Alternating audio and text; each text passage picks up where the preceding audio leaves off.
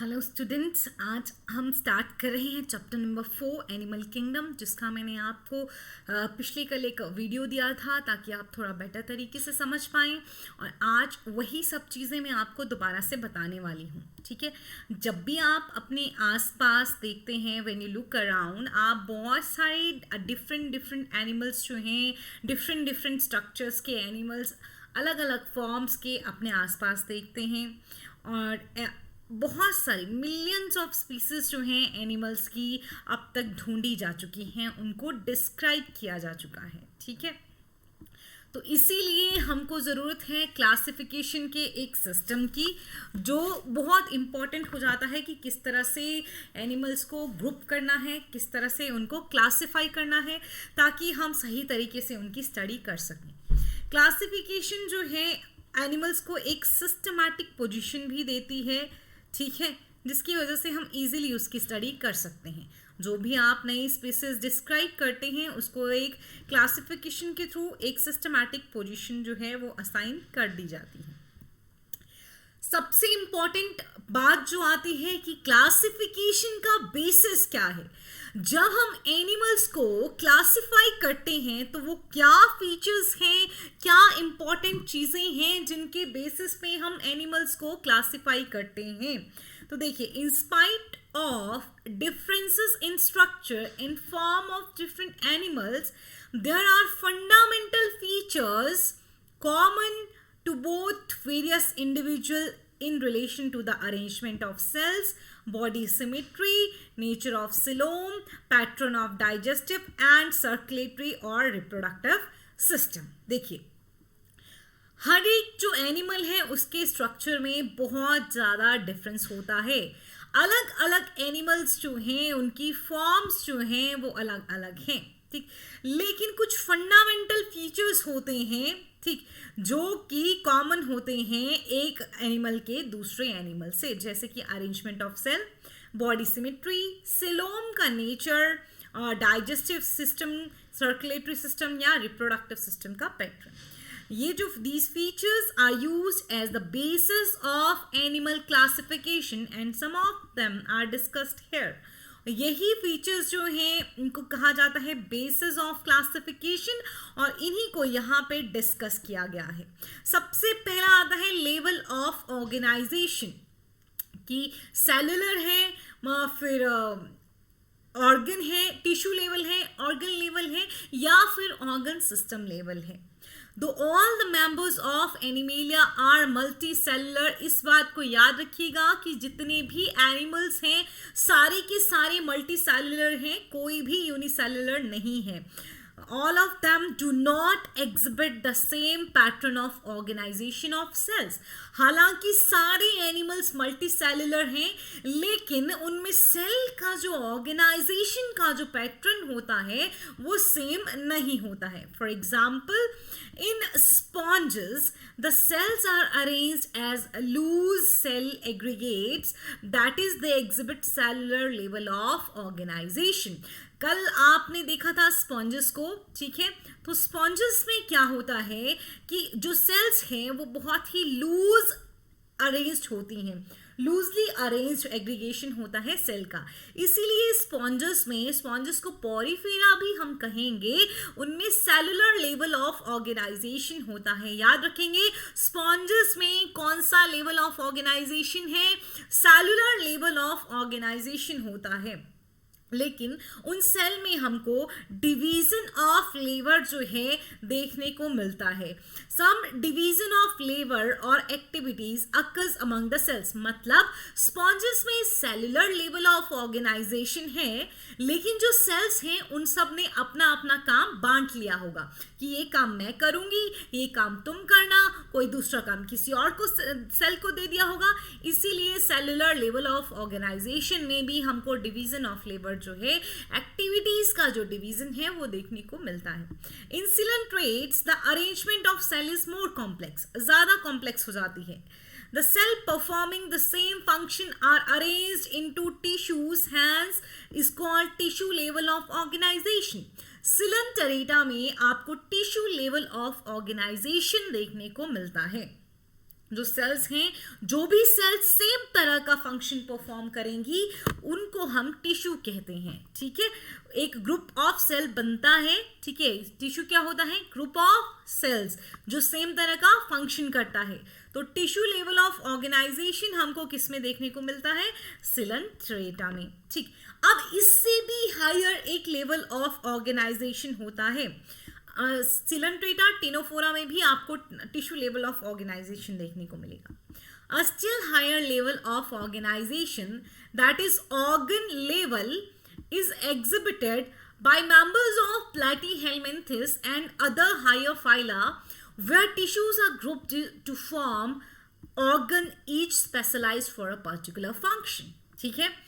Platyhelminthes and other higher phyla, other higher phyla आपके पास Aschelminthes आ जाएगा, वो है ना।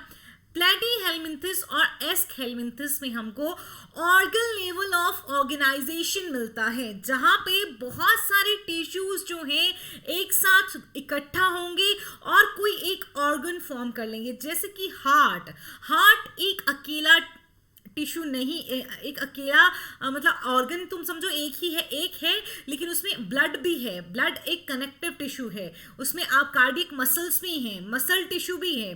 तो बहुत सारे टिश्यू मिलके जब कोई कुछ फॉर्म करते हैं तो उसको हम ऑर्गन कहते हैं। टिश्यू की ग्रुपिंग से ऑर्गन फॉर्म होता है और हर एक ऑर्गन जो है किसी पर्टिकुलर फंक्शन को करने के लिए स्पेशलाइज्ड होता है। तो ऑर्गन लेवल ऑफ ऑर्गेनाइजेशन प्लैटीहेल्मिंथिस और एस्कहेल्मिंथिस में मिलता है। Annelids, arthropod, mollusc, echinoderms and chordates ये बाकी के फाइलम आते हैं जिनमें ऑर्गन्स जो हैं they have associated to form functional systems, each system concerned with a specific physiological function.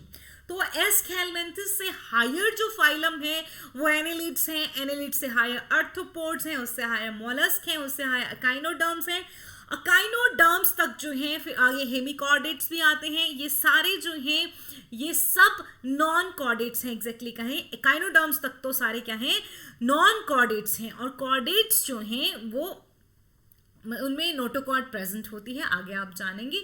तो ये सारे एनिमल्स हायर फाइलम हैं और सबसे हाईएस्ट इनमें कॉर्डेटा है। एनालिड्स से लेके कॉर्डेट्स में सब में ऑर्गन लेवल नहीं, organ system level of organisation पाया जाता है, जिसमें अलग अलग ऑर्गन जो हैं एसोसिएट होके कोई फंक्शनल सिस्टम बनाएंगे और वो सिस्टम कोई फिजियोलॉजिकल फंक्शन परफॉर्म करेगा। जैसे रेस्पिरेटरी सिस्टम, नाक, nose, trachea, bronchi, bronchioles, lungs, सारे अलग अलग ऑर्गन्स हैं, मिलके ऑर्गन सिस्टम बनाते हैं, रेस्पिरेशन का काम करते हैं। Digestive system, oesophagus, stomach, small intestine, large intestine, anus, अलग अलग ऑर्गन्स हैं, एक साथ मिलके ऑर्गन सिस्टम फॉर्म करते हैं और किस चीज का काम करते हैं बताइए, डाइजेशन का काम करते हैं, ठीक है। This pattern is called organ system level of organization. Organ system level of organization कब बना, जब अलग अलग organs जो थे उन्होंने वो associate हुए to form a system जो कि एक पर्टिकुलर कोई फिजियोलॉजिकल फंक्शन परफॉर्म करेगा, उसको हम organ system level of organisation कहते हैं। तो स्टार्ट किया हमने सेल से और पहुंच गए हम ऑर्गन सिस्टम में, बीच में आया tissue level and organ system level of organisation. तो organ system in different groups of animals exhibit various pattern of complexities. अलग अलग ऑर्गन सिस्टम जो होते हैं अलग अलग एनिमल्स में, उनमें अलग अलग तरह की कॉम्प्लेक्सिटीज हमको देखने को मिलेंगी, थोड़ा वेरिएशंस हमको देखने को मिलेंगी। एग्जाम्पल के तौर पे इनकम्प्लीट डाइजेस्टिव सिस्टम की बात करेंगे और एक कंप्लीट डाइजेस्टिव सिस्टम की बात हम करेंगे। एक डाइजेस्टिव सिस्टम जैसा कि प्लेटीहेल्मिंथिस में होता है, ठीक है, has only a single opening to the outside of the body that serve as both mouth and anus. प्लेटीहेल्मिंथिस में आपको डाइजेस्टिव सिस्टम इनकम्प्लीट देखने को मिलता है, जहां पे क्या होता है, माउथ और एनस का ओपनिंग सिंगल होता है। जब भी माउथ और एनस की ओपनिंग एक ही होगी, डाइजेस्टिव सिस्टम जो है वो इनकम्प्लीट होगा। कंप्लीट डाइजेस्टिव सिस्टम में 2 ओपनिंग होती है माउथ और एनस के लिए, जैसे कि ह्यूमन बींग्स में होता है। ठीक, सिमिलरली सर्कुलेटरी सिस्टम भी जो होता है वो 2 तरह का होता है। ठीक, एक होता है ओपन टाइप, एक होता है क्लोज टाइप। अब जो ओपन टाइप है उसमें blood is pumped out of the heart and the cells and tissues are directly bathed in it. ठीक, ओपन कल वाला लेक्चर दिखाया ही इसलिए था ताकि तुम आज वाले लेक्चर को समझ पाओ। ओपन सर्कुलेटरी सिस्टम में जो है ब्लड हार्ट से आता है और डायरेक्टली सीधा सेल्स पे और टिश्यू पे जाता है और कंप्लीटली सेल्स और टिश्यूज जो हैं वो एकदम नहा जाते हैं उस ब्लड में। क्लोज में ऐसा नहीं होता है। क्लोज में जो ब्लड है it is circulated through a series of vessels of varying diameter, arteries, veins and capillaries. हर एक ऑर्गन पे, हर एक टिश्यू पे आर्टरीज जाएंगी, वेन्स जाएंगी, कैपिलरीज जाएंगी और उन्हीं के थ्रू जो है वो ब्लड सर्कुलेट किया जाएगा। अलग अलग वेसल्स होंगी और उनका डायमीटर भी जो है वो अलग अलग हमको देखने को मिलेगा। Open type and close type. Human में कैसा होता है? क्लोज टाइप होता है। दूसरा जो इंपॉर्टेंट आता है, पहला तो हमने सेलुलर ऑर्गेनाइजेशन पढ़ा, दूसरा जो है वो है सिमेट्री। एनिमल्स जो हैं they can be categorised on the basis of their symmetry. Symmetry जो है एनिमल्स की वो अलग अलग हो सकती है। सबसे पहले बात करते हैं हम एसिमेट्रिकल एनिमल्स की। ठीक है, एसिमेट्रिकल एनिमल्स कौन से होते हैं? तो स्पॉन्जेस जो हैं वो एसिमेट्रिकल एनिमल्स होते हैं। बताइए स्पॉन्जेस जो हैं वो कैसे हैं? एसिमेट्रिकल एनिमल्स होते हैं। मतलब क्या है एसिमेट्रिक का? ठीक, आप इन एनिमल्स को किसी भी हिस्से से काटेंगे 2 इक्वल हाफ्स नहीं होंगे। याद है कल आपने देखे थे स्पॉन्जेस को किसी भी हिस्से से काटो 2 इक्वल हाफ्स तुमको देखने को नहीं मिलेंगे। ठीक, तो ऐसे एनिमल्स जिनको किसी भी प्लेन से कट किया जाएगा, they would not get divided into 2 equal halves, उनको हम क्या कहते हैं? एसिमेट्रिकल स्पॉन्जेस एसिमेट्रिकल का एग्जांपल है। But when any plane passing through the central axis of the body divide the organism into 2 identical halves, it is called radial symmetry। मतलब ये देखिए, कोई भी हिस्सा किसी भी हिस्से से आप काटेंगे, ये एक हिस्सा, तब भी कितने होंगे? 2 इक्वल हाफ्स आपको देखने, मतलब बॉडी के सेंटर में से, ये किसी भी प्लेन से काट लो, बॉडी के सेंटर में से आप किसी भी प्लेन से कट करोगे तो 2 इक्वल हाफ्स में जब आपको बॉडी कटी हुई दिखाई देती है तब हम उसको कहते हैं रेडियल सिमेट्री। ध्यान से सुनना, यहां पे सेंट्रल एक्सिस से होते हुए किसी भी प्लेन से हम कट करेंगे तो हमें कहीं से भी बॉडी के 2 इक्वल हाफ्स जो हैं वो मिल जाएंगे। तो कहीं से भी काटो पर वो प्लेन पास होना चाहिए सेंट्रल एक्सिस के थ्रू, ये सेंट्रल एक्सिस के थ्रू है ना।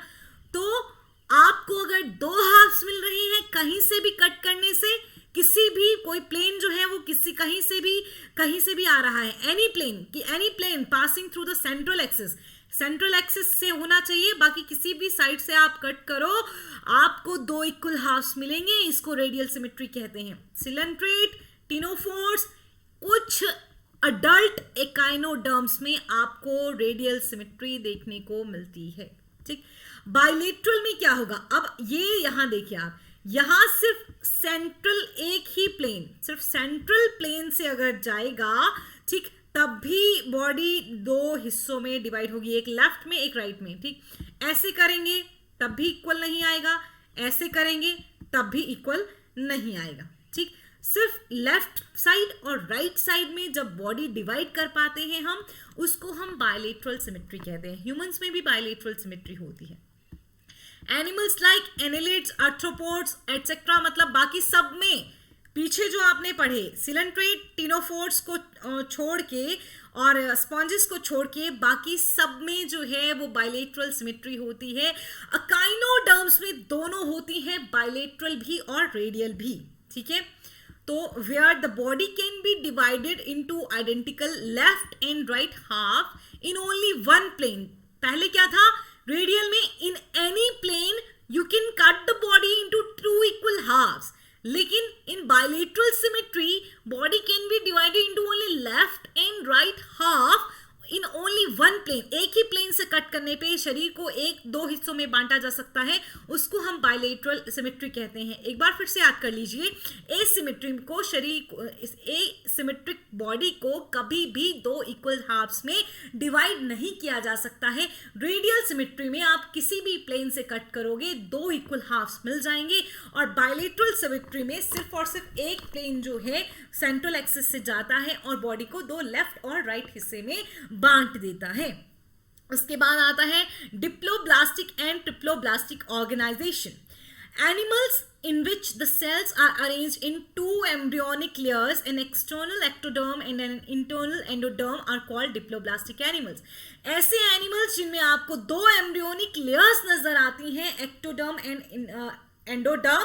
एक्टोडर्म बाहर वाला होता है, एंडोडर्म अंदर वाला होता है।